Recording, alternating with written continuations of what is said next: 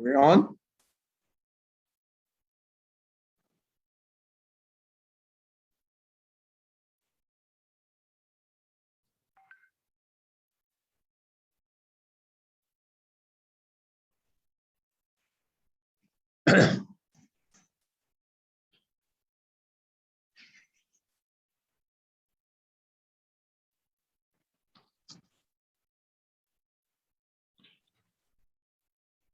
Good afternoon, Dr. Mohamed. Good afternoon, Dr. Tariq. Good morning, good afternoon, good evening, wherever you are in the globe. We are here with the 30th International Conference on Management of Technology. And we have our guest speaker, the distinguished Dr. Mohamed Erian. We are very pleased and we thank him very much for being with us. It's a pleasure, Dr. Mohamed, to have you with us in this occasion. I'd like to introduce Dr. Mohamed, and the way we're going to conduct the session is I will do the introduction. Dr. Mohamed can make some remarks, and then we have a number of questions to pose to him that we received throughout the mail and the various social media. And then we will allow Dr. Mohamed to give us his views of the world and the economy and so many other things. It's indeed a pleasure to have him because Dr. Mohamed is the president of Queen's College in Cambridge University. He is also professor of practice at Wharton and the Lauder Global Senior Fellow of the University of Pennsylvania.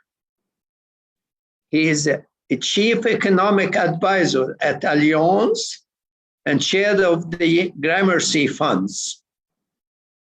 He's an advisor to GIC Investment Strategies Committee and chairs the Microsoft Investment Committee.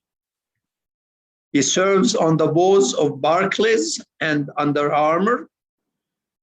Previously, he was CEO and co-CIO of PIMCO from 2007 to 2014, and former chair of President Obama's Global Development Council.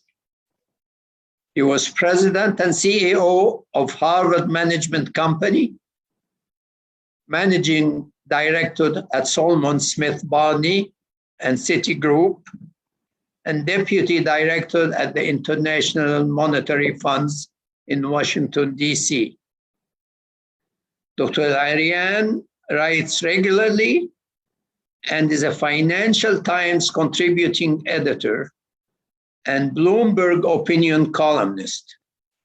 He has 2 New York Times bestsellers: the 2008 When Markets Collide, and the 2016 The Only Game in Town, and was named 4 years in a row to the foreign policy list of top global thinkers. Dr. Erian holds a BA in economics from Cambridge University, as well as master's and PhD in economics from Oxford University. And it's always a pleasure to see him and to hear his views. Thank you, Dr. Mohamed, again, and the floor is yours. Thank you, Dr. Tariq. And it is really for me to thank you for providing me with this wonderful opportunity. And I congratulate you on starting 30 years ago this important event and maintaining it so successfully for 30 years. And you need only see what has happened in the world to know how important this event is. My goal is really to answer questions. This is what I really want to do, because this is the best way of being of use to people. Having said that, I will make introductory remarks, and I'm going to make them short. Although I must tell you, I'm tempted to go on for a long time to make sure I don't get any difficult question, but that wouldn't be the objective of the game of this event. So I am really going to make comments on the world we live in, particularly the global economy, and I'm going to make 3 remarks. The first one is going to be, what type of world are we living in? What I call the what and the why. The next is what's ahead of us, the what next. And then the third part is going to be, what can we do about it, the so what. So what and why, what next, the and the so what. I mean, I don't need to tell you, to anyone on this call, that we are living in an uncertain world. It's not just uncertain, it's unusually uncertain. And this notion of being unusually uncertain is important, because it means we are exposed to outcomes that once were thought unthinkable. Of course, COVID was unthinkable. April last year, we saw oil being sold at negative prices, people actually paying you to take oil. That was a complete unthinkable.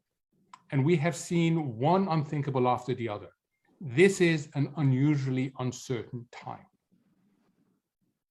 COVID is a major contributor. It took us a long time to understand what COVID is. And then it turns out that COVID itself evolves. And we will see countries, families, societies deal with the 3 big battles against COVID. And I say this because it gives you a flavor for what's next. The first one is to control infections. The second one is to widen vaccination. And the third one is to ensure that we don't get new mutants or variants of COVID that the vaccines cannot conquer. If you put it that way, you realize that that uncertainty is not going away anytime soon. The second uncertainty is that the global economy is not constructed to be turned off. And in March of last year, it was turned off. It was what economists call the sudden stop, when everybody is told, stay home, when everything shuts down. When you get a sudden stop, you're not prepared for it, restarting it is really difficult. And we are still living through all these things. One of them is supply disruptions, which are multiplying around the world. And it's simply very difficult to start up in a global economy again when you stopped it in such a disorderly and sudden manner. And then the third issue is behaviors. Behaviors have changed. We don't know to what extent behaviors have changed. We're going to find out. But we have a good feel that they have changed. Now, these are all things that evolved in the last 15 months. Had we had this talk before then, I would have also pointed to unthinkables becoming reality. And I was also told you that we have uncertainties. We have political uncertainties. We have climate change uncertainties. We have a lot of uncertainties that have to do with inequality. So the one thing to come away with is that no one can predict the future with any degree of confidence. If you think in terms of statistical distribution, and I say this because I'm going to come back to it, normally we all operate in what's called a normal distribution. It looks like a bell. It's like this, and then it comes down. Why does it look like a bell? Because there's a very high probability of a certain outcome. Now, there are what are called tails, really bad outcomes and really good outcomes, but these tails are thin. And we know how to deal with that world. For example, you were told that there was a call today. You knew where to call in. That's the most expected outcome. Was there a left tail, a bad tail? Yes. Maybe it was canceled and no one told you. Was there a right tail? Yes, you could have ended up with an entertaining speaker and not me, but you didn't. You bet on the belly of the distribution. Forget about that. That's not how the world looks like anymore. There is a very wide range of potential outcomes. The what next? One thing we know for sure is that different countries will be impacted differently. Why? Different stages in the fight against COVID. The US has vaccinated 65% of its people. The UK has vaccinated 80% of the people. Most of sub-Saharan Africa is below 2%. Since no one is safe until everyone is safe, we will have new variants, we will have new mutation, and they will impact countries differently, and governments will react differently. So we're going to see a whole variety yet of outcomes because the world isn't coordinated enough when it comes in the basic fight against COVID. Second reason why we're going to see different outcomes in different countries is that financial resilience differs. The United States can continue spending trillions of dollars to offset the impact of COVID. Other countries cannot do that. And thirdly, the policymakers themselves, how they respond. One of the most disturbing things of this dispersion, different countries doing different things, is that for the first time in a very long time, the developing world is going to grow less fast than the advanced economies. So for those of us who believe convergence is important, raising the standard of living of everybody is important, we will see a bigger gap. And certain very low income countries, particularly in sub-Saharan Africa, risk getting knocked off completely this convergence process. So this is consequential, which leads me to my third and final point. While it is consequential, it is not automatic. It is not a predestined outcome. We can do something about it. And when I say we, I'm thinking of course, governments acting at the national and importantly, the global level. I'm thinking about companies, universities, and I'm thinking about people, households. There is a set of things that each of us can do in order to be able to better navigate this unusually uncertain outcome. And if you were to solve for what is needed, it is a combination of resilience, agility, and optionality. Resilience is the ability to fall down and get back up and not get derailed. Agility is to be able, the ability to react very quickly to opportunities and to new risks. And optionality, ironically, one of the hardest things for human behaviors is to keep an open mind, to be willing to learn again, to be willing to revisit your beliefs in a world that's changing a lot. And if I may end, Dr. Tariq, one of the best examples of what is needed comes from the world of sports. And we will find out very quickly that I really do like sports. And you have to be old like me to remember it. But in the mid-70s, there was a boxing match in what was at the time Zaire, Kinshasa, Zaire. It was called the Rumble in the Jungle. It was a very famous boxing match, heavyweight. It's not a sport that I actually like, but the example is a very important one. And there were two boxers. And the world had all agreed, all the experts had agreed that one would win. Why? Because he was young, he was incredibly powerful, He had won every single bout he had been in, and he had won the majority by knockout. At that time, he was the most powerful boxer the boxing world had ever seen. On the other side was an aging boxer who once in his youth would float like a butterfly and sting like a bee. He was too old to float around, and he was too weak to sting, Muhammad Ali. And the experts, as I said, were not debating who would win. They were debating how badly harmed, hurt would Muhammad Ali be. In the event, in one of the biggest upset in sports, Muhammad Ali won in the 8th round. And there has been research done, academic research done, as to how that could have happened. How could so many experts been so wrong? And what they found out is relevant to us today. The Ali camp, the training camp, realized that they weren't living in their old normal. That the notion that you could put Ali in the ring, hope that he could survive the whole fight, and hope that he could win on points, didn't work against such a powerful opponent. So they completely changed how they do things. They changed how they train.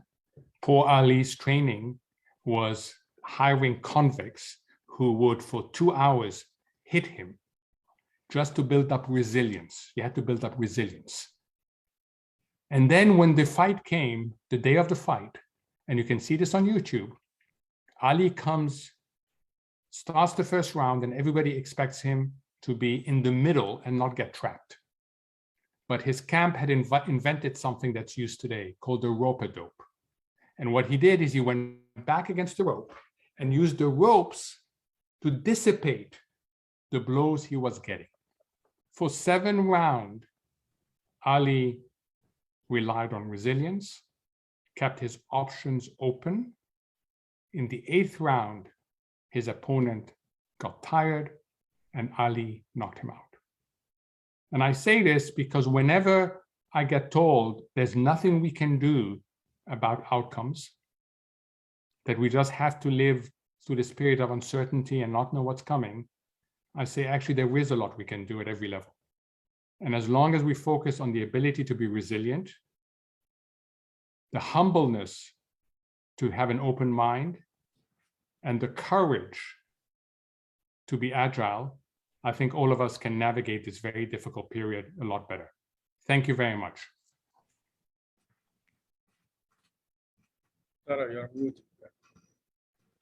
Thank you very much, Dr. Mohamed. Wonderful example. And now I think we can ask you a few questions, if you don't mind. And I'm going to invite my colleague, Dr. Hassan Ali, our Dean of the School of Business and Economics, to pose the questions that we have collected. And let's go, Hassan. Thank you very much, Dr. Tariq, and another welcome to Dr. Mohamed. We are really very grateful for him taking the time. And I wanted to first tell you that we collected this over 2 weeks, and there are questions from all over, from actually as far away as University of Chicago and close to our School of Business here, students as well. Here is the first question, and I know your introduction is going to answer a lot of these questions, so don't feel obligated, of course, to go over each one, but this is basically for the people who are watching about the COVID-19 impact. As you can see, there is a lot of classification, permanent, short run, developing, and less developed. You already mentioned a lot of these, but please take your shot at this one. That is a great question. And the answer is yes to everything there. COVID is going to impact the global economy, both in the short term and permanently, because behaviors are changing. It hits developing countries much harder than it hits advanced economy. Ironically, it hits open economies more than it hits closed economies. It is first a black swan, then a gray swan.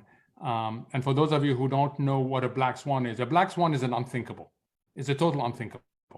A gray swan is it becomes thinkable, but it doesn't evolve in the way that you expect.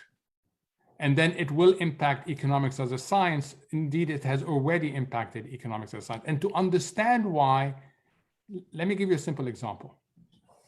What COVID basically does is what economists and financial people, and Dr. Hassani will know that, call counterparty risk. Is the risk you face as an individual when you engage with someone else. Our life is built until now on the assumption that when you meet someone, when you shake their hand, when you share a metro with them, when you're in the bus with them, that you can trust them, that it is very, very unlikely that they will hurt you. So there is high counterparty trust. Or put it another way, the counterparty risk is low. Now, what COVID does, it turns this around completely. I have no way of knowing how healthy you are. You have no way of knowing how healthy I am. Before the vaccines, the risk was huge. We could end up dead. So what is the right behavior when you have high counterparty risk? You disengage. But our world is not built for disengagement. So if you are someone who relies on engagement, the tourist sector, the travel sector, you get hit really, really hard. And you don't restore counterparty trust like this. It takes time to restore counterparty trust. And the big lesson is that we need to do whatever we can to be able to restore counterparty trust. That's why vaccination is so important. Because if I signal to you I'm vaccinated and you signal to me you're vaccinated, then we reduce that. Masks are another way of reducing counterparty risk. Social distancing is another way of reducing counterparty risk. So it's important to think when you ask how long will COVID continue, is to ask what are the immediate implications of lower counterparty trust, human, and what are the longer implications? And when you think in that way, then it's a yes to all these issues that were raised in this very good question. Thank you. Thank you. This is another one, and I think this has to do with one of our own students trying to do what we do at my university, an entrepreneurial initiative. And he is just asking if this startup can succeed in Egypt. I think they wanted to make sure that you hit into entrepreneurship since you are talking to my university students. So I think one of the amazing things that has happened over the last few years is the startup ecosystem in Egypt. And I would go further and to say the startup ecosystem by Egyptians. And yes, I am biased, right? So let me declare my bias right now to those of us around the world. And the reason why that happens is because of the enabling of young people. It's all about enabling young people. One of my favorite stories, and I've retained it, was I was traveling once in the 70s from Cairo to New York on an Egypt Air flight. Most of you in Egypt won't know what the old airport looked like. Dr. Tariq may remember what the old airport looked like. The flight was supposed to take off at 1 a.m. At 6 a.m., we were still waiting at the gate. Hadn't been told why it is that the flight was delayed. Had no idea. Finally, we boarded the plane. I was sitting next to an American. He didn't say a word. He was clearly furious. Didn't say a word till we came to New York, and it was the perfect Egypt Air landing. You could not feel the wheels hitting the runway. And of course, people applauded. And then the person next to me who had very negative vibes and hadn't said a word to me he said to me, and this is the 1970s, he said to me, typical Egypt. And I said to him, I'm sorry. He said, typical Egypt. I said, I'm sorry, I don't know what you mean. He said, put an Egyptian flying the plane and you get the best landing. But the system means that we are 5 hours late and we have no idea why we're late. And I'm saying this because my own belief, and it's not just Egypt, it is in so many other countries, enable people and they will surprise you on the upside. And nowhere is that surprise more pronounced than in startups. It is absolutely amazing to me what young people are doing. And I think the obligation that a lot of us have is to enable people from what universities do to what individuals do in order to help people from all sorts of challenge background to have these opportunities. The worst thing you can have is an inequality of opportunity. Because if you have an inequality of opportunity, you will end up with worst outcomes. Thank you. I agree. All right, here's a couple of questions. I think this is also a biased question because one, do you agree with hiring people over 40, even though now the trend is to hire the young people? And what advice you give to the young researchers? This is in economics and other social science discipline as well. Two of our students, I think. So do I agree with hiring people over 40? Yes, I do. I agree with hiring as diverse a group of people as possible. The best test for hiring, if you are a CEO, if you are a leader of a company, is if I didn't know what I'm going to be doing tomorrow, who would I want around the table? And if you ask that question, you want a diversity of experience. You want a diversity of expertise. And you want people with different biases. We all have biases. Some are implicit, some are explicit, some are very good, some are very bad. But to deny that we have biases is simply not human reality. So you need to make good decisions. You need to have a diverse team. We do not know as yet how to get that sort of cognitive diversity without gender diversity, cultural diversity, educational diversity, socioeconomic diversity, and other forms of diversity. So would I want a world in which we're just hiring people below 40? No. I would like a world which is merit-based with opportunities, and you hire the best people, making sure that you enable them earlier in the pipe. So what advice would I give to young researchers now? Let me tell you what's missing. And that is the generalist. We live in a society today that specializes and has been stressing special. I know when I grew up, and I suspect it's the truth for you, Dr. Hassan, for you, Dr. Tariq, I was expected to choose a ladder. Medicine, law, engineering, okay? And your life is climbing the ladder. And if you fell off the ladder, that's problematic. If you told, in my case, if I told my parents that I'm getting off this ladder, I'm going to climb that ladder, they'll look at me and say, are you out of your mind? Right? That is not the world of today. The world of today, you have the ability to go across ladders. So I think it's very important that we have both specialists climbing the ladder and being really, really good at it, and also multidisciplinary ones. And I think something that's very important for the universities is to try to bring these various disciplines together. Bring together economics, technology, and business.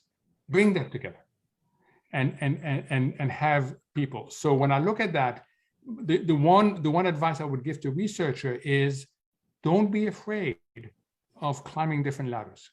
Don't be afraid of living in what other people will call the in-between, which is between subject. It's actually a very powerful thing to be in. Excellent. Now, this is our own Mohamed Azam. He is a member of the board of IAMOT, and he's asking about cryptocurrency, Dr. Mohamed. I'm here as well, Dr. Mohamed. Thank you. So thank you, Dr. Mohamed. So I wrote an article on this in the Financial Times a couple of months ago. Cryptos are not going away. The genie is out of the bottle, as they say, but they will not become a global currency. This notion that somehow central banks and governments are going to allow cryptos to take over the currency system, I think is naive. So cryptos, and most importantly, the technology underlying cryptos, blockchain, will have a very important role. And you'll have one of three models emerge. The China model, which is China has understood the power of digital currencies and has decided to take a top-down approach to it. So they've made life difficult for the private sector suppliers, but they are pursuing their own digital currency. And they see that as part of the future. That's one model, call it the top-down model.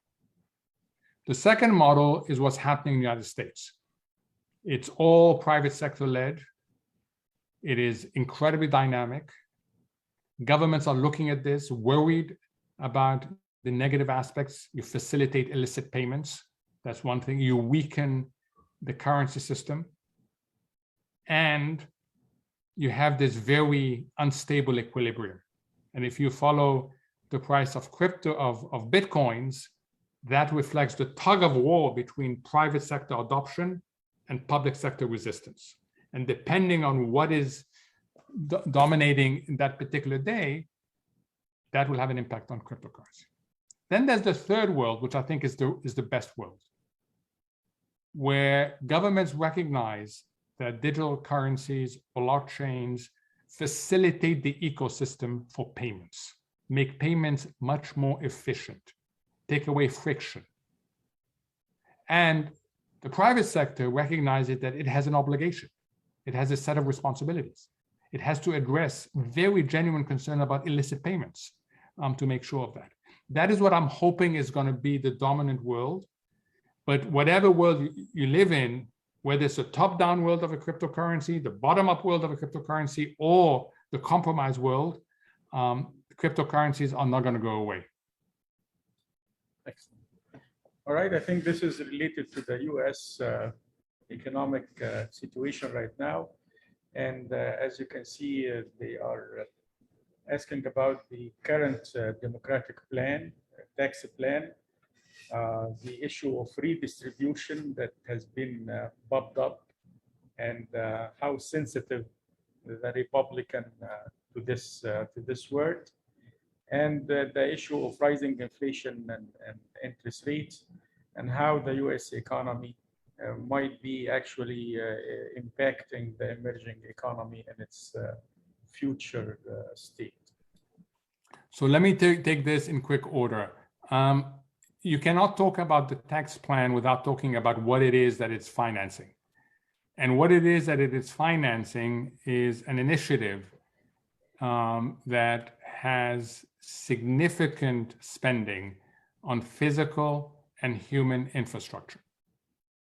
And for those of you who know this world, you will know how important that is to productivity, how important that is to future growth. Now, we all sort of think in terms of physical infrastructure, bridges, roads, airports, ports. There's also technological infrastructure, which is very important, but there's also human infrastructure. And that is the ability to increase labor force participation, the ability to increase the skill set of the people, modernize the skill set of people. It's about education. It's also about daycare. It's also about family support to enable people to be able to work. So I am actually very impressed that the Biden administration has put together such a comprehensive plan that addresses both physical stroke technological infrastructure, but also human infrastructure. I think that is a very, very positive thing, not just for the US, but for the world. Will it get done? It's a 50-50. It's a 50-50 because the Democrats don't have a big majority. We have to convince every single Democrat to vote for it. And even though the Republicans are in favor of physical infrastructure, they will not vote for human infrastructure, which they think of as a handout to people. So it is really important, and you've got to pay for it.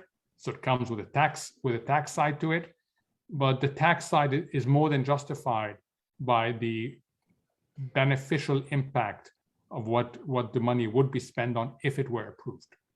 Why is that important? Because of the second question.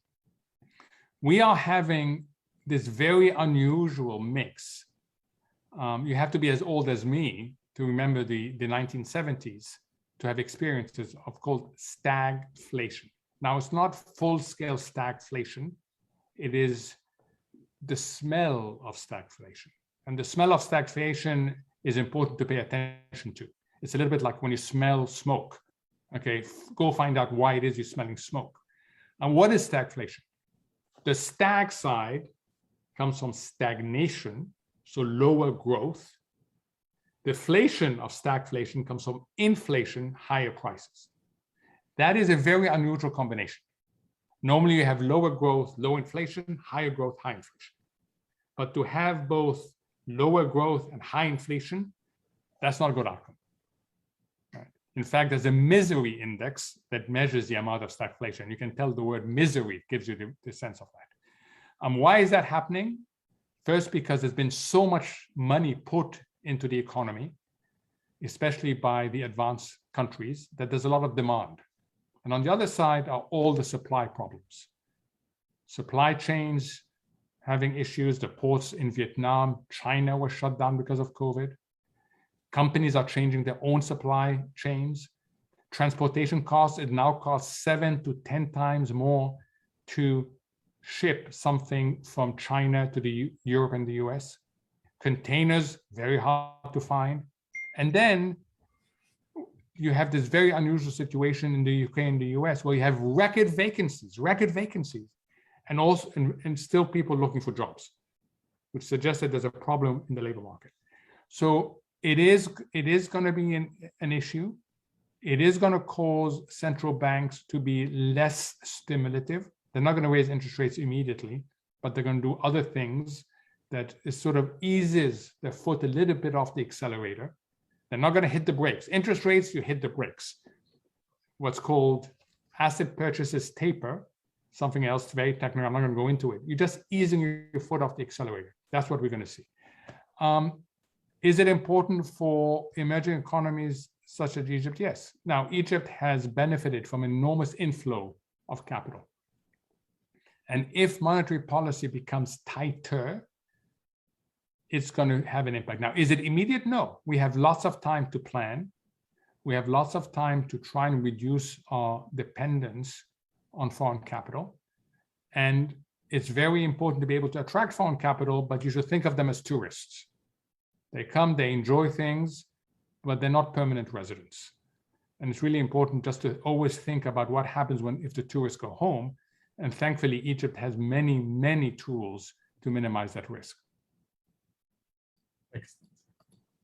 All right, I think this is the personal question I alerted you to in the beginning. And it all has to do with you being from Egypt originally, and that's why they would like to know how is your thinking. So I'm gonna leave it to you to answer whatever you like out of this. So when I was a child, did I ever think I was going to be an economist? I didn't even say the word great, but just an economist. The answer is no. I didn't know what an economist was.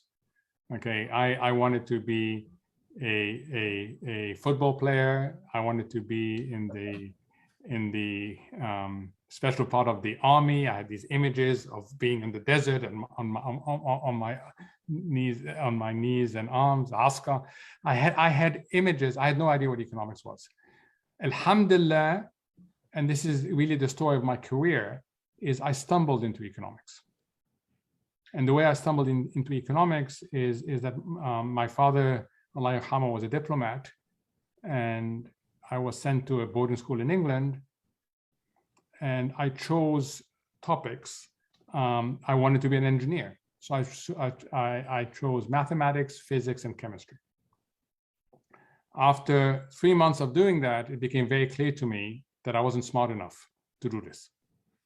So I wanted to change one subject, and I wanted to change chemistry. And there were groups of subjects you could do. Chemistry was with French and was with economics.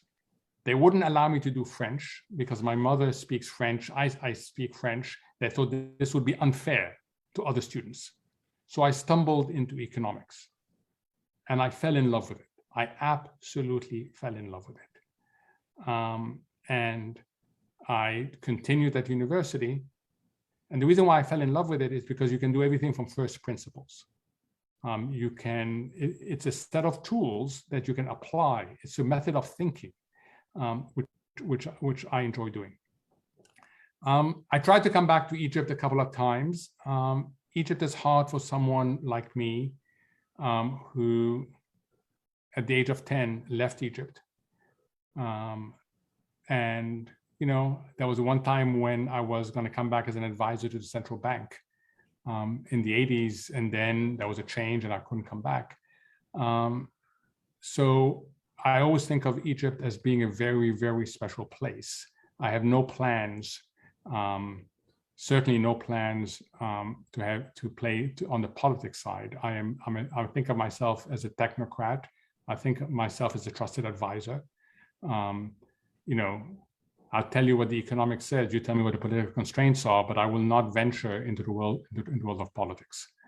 On the other two questions, how do I get a master in economics from Cambridge University? You apply. Mathematics is really important.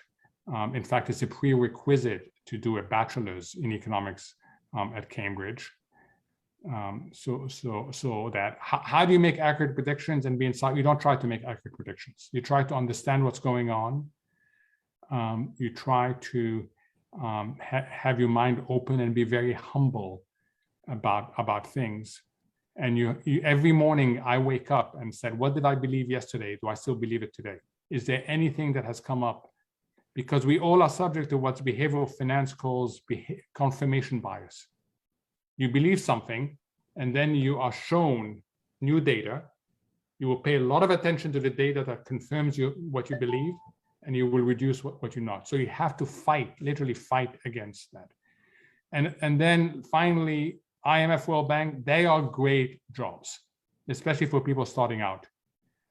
At the age of 25, I was sitting in a room as a junior economist in the midst of policy discussions with ministers of finance, of economy, of central bank governors.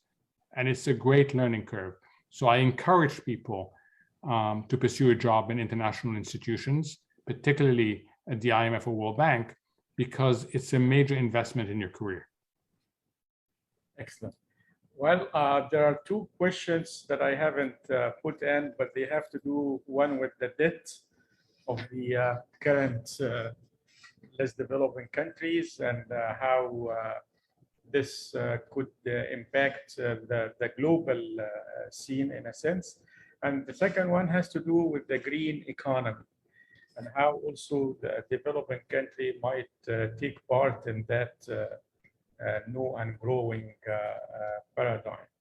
So with these two, and if you have any other concluding remark, I will let you on with these 10 minutes or less.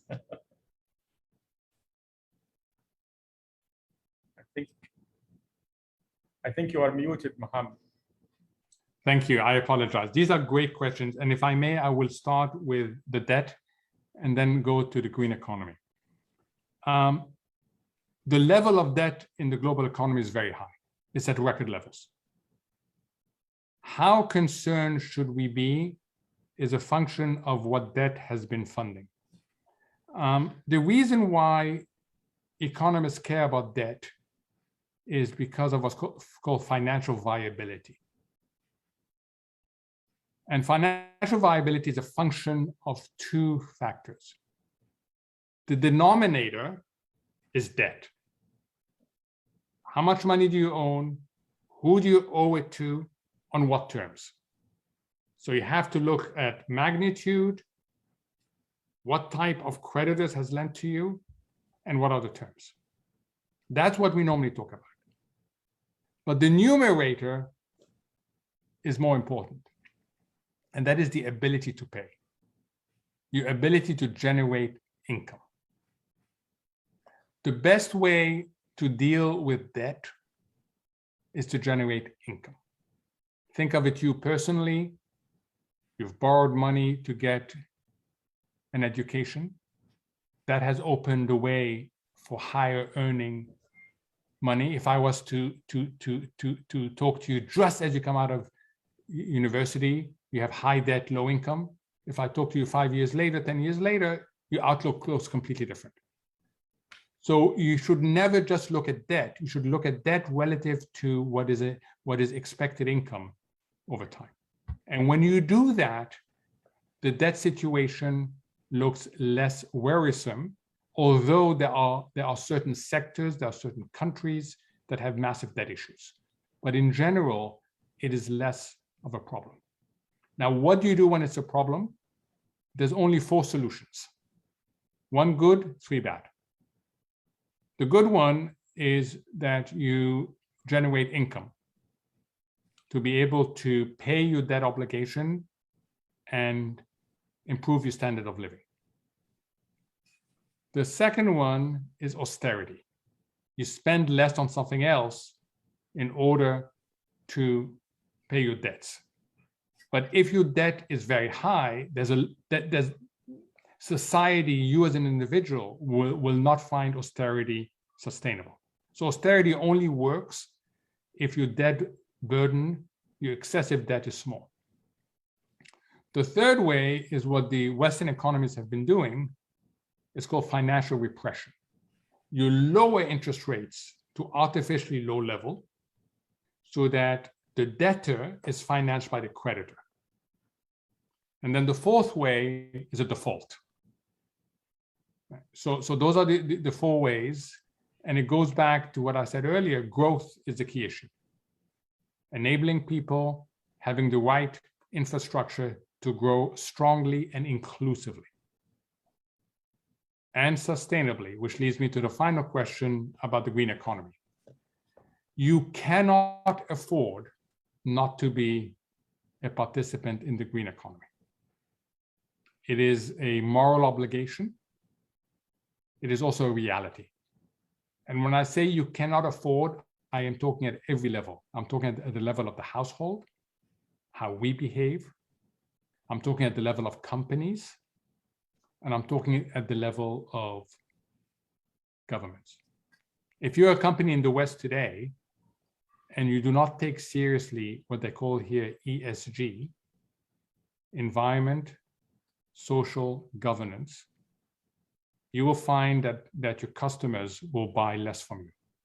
You will find that people will be less willing to work for you. And you will find that dealing with the reputational risk is a major problem. So you cannot afford to opt out of the green economy.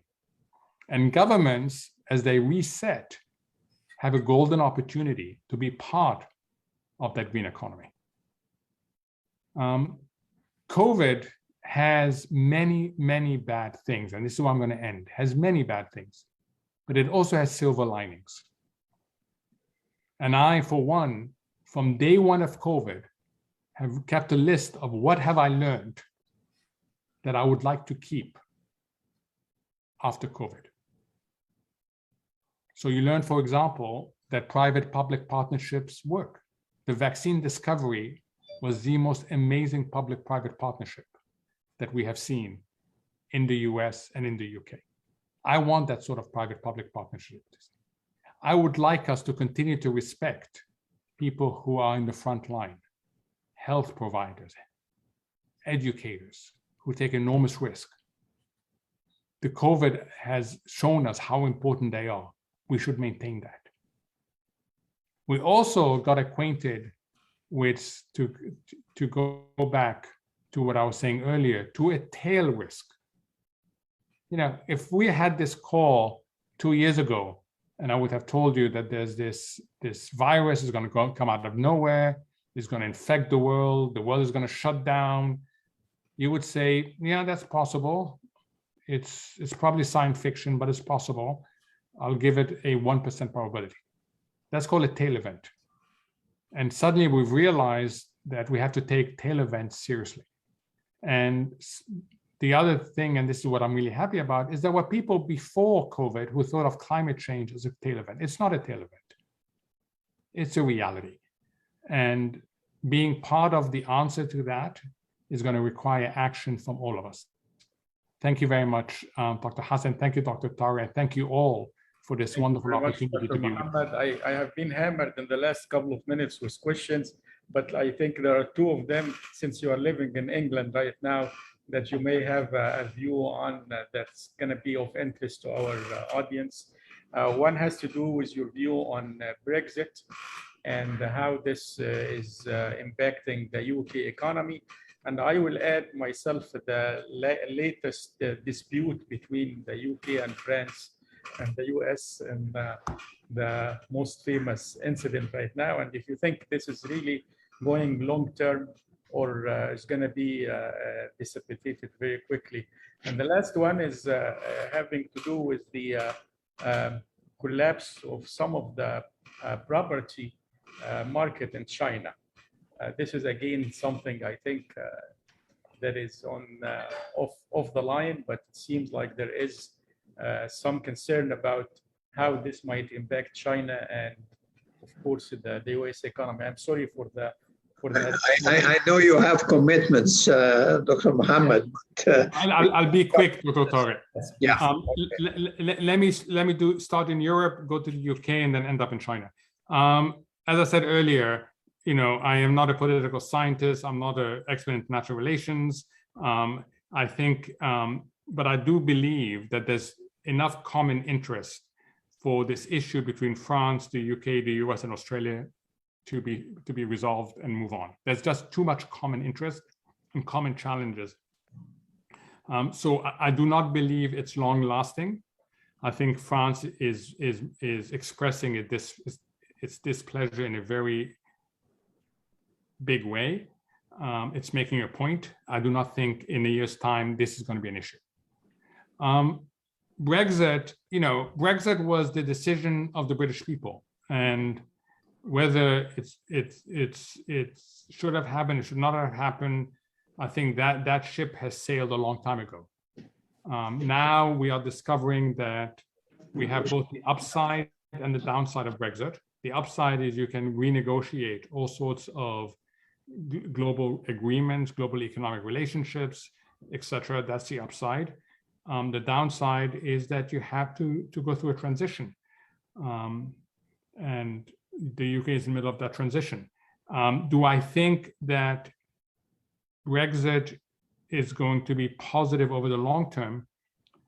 You have to recognize initial conditions. I think of it as a difference between a pre-marriage relationship and a post-marriage relationship.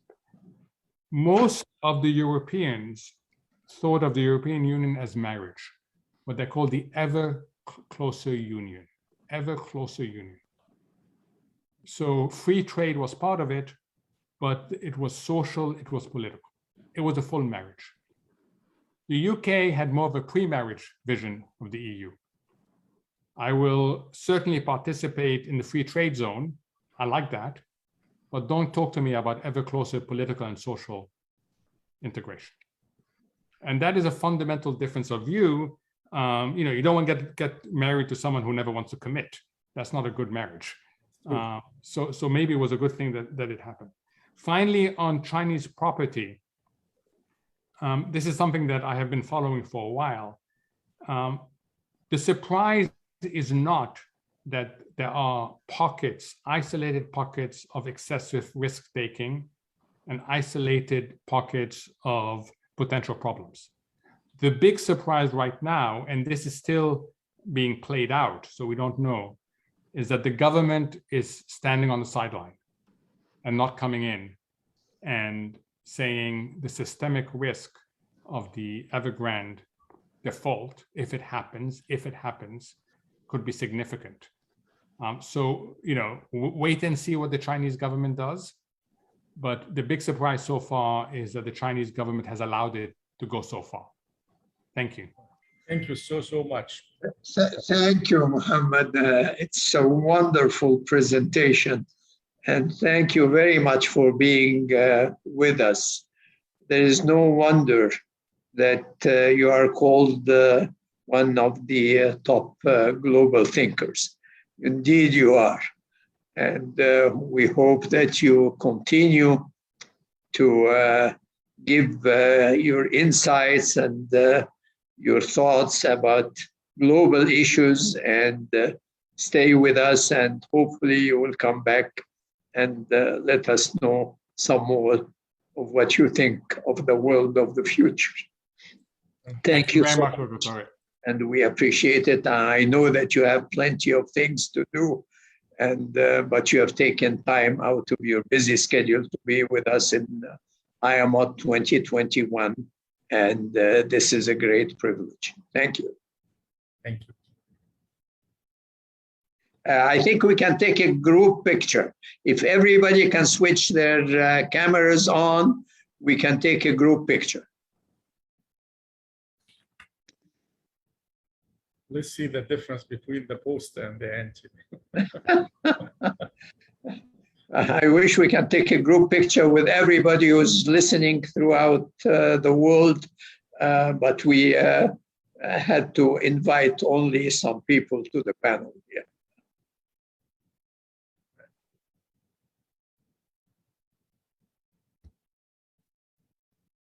Azad, are you there? Okay, thank you. Thank you very much. Appreciate it, and good luck.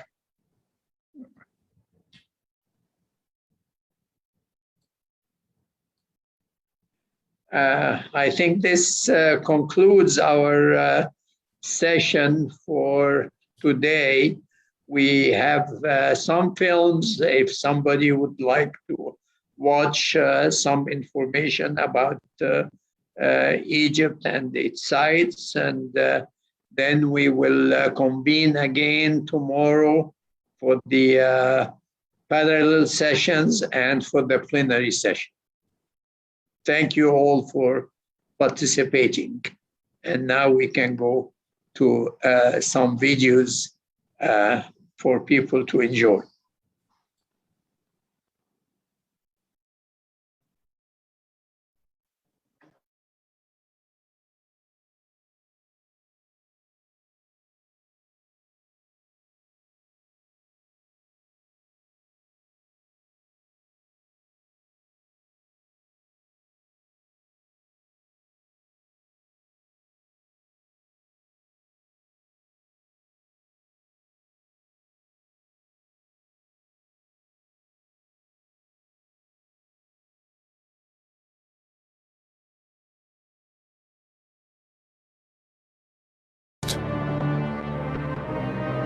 Capturing the hearts of people of the past. Capturing the hearts of people all over the world. Get inspired to start your own story where it all begins.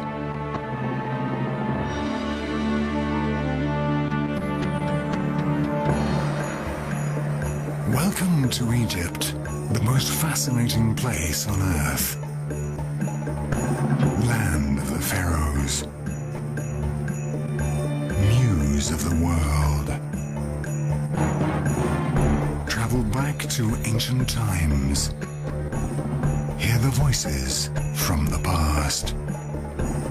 Marvel as you wander through what is widely considered the greatest outdoor museum anywhere on the planet. Meet the city of Cairo with its unique fusion of different cultures. Enjoy the all-year-round sun on one of the countless beaches. Lose yourself among the souks and markets to taste the flavor of Egyptian life. Explore the ancient tombs. Share the secrets from the past. Hold your breath as you stand before what is considered the greatest spectacle in the whole world. Live the Egyptian nightlife. Sail on a boat on the Nile. Or dive into an amazing world of color and beauty.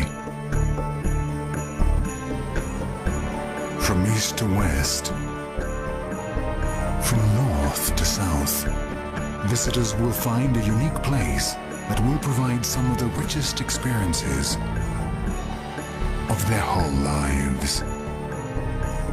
Come and discover the land that has captivated the soul of the people throughout ages. An amazing trip you won't easily forget.